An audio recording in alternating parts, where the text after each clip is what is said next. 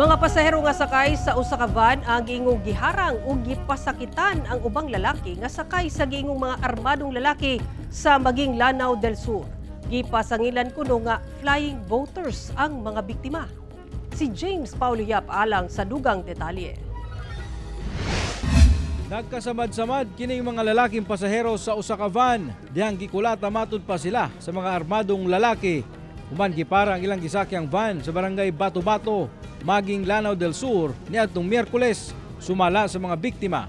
Nga paingon unta sila mobisita sa ilang kabanay sa maong munisipyo dihang nahitabo ang insidente. At that time kasi nandun yung pamilya ko sa sinasakyan namin. Tapos nung nakita ko yung 45 na itinutok sa kasama ko, kinabahan ako.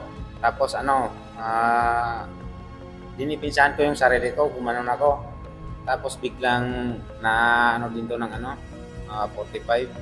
Tapos papunta na ako sa pamilya ko kasi siyempre natakot ako, nandun yung mga anak ko. Tapos ang dami nila, binugtog ako.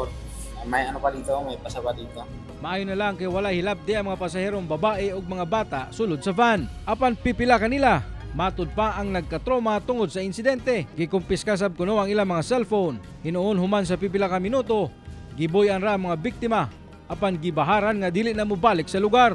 Dali nga nag-report sa Maging Municipal Police Station ang mga biktima. Ang maong insidente gipalagan sa mayor sa lungsod.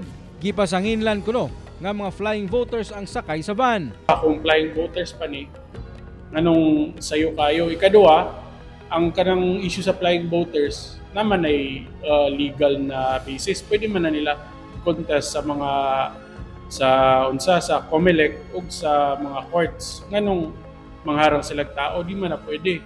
Asa man na law nga ikaw mismo mangharang kung ikaw kandidato ka.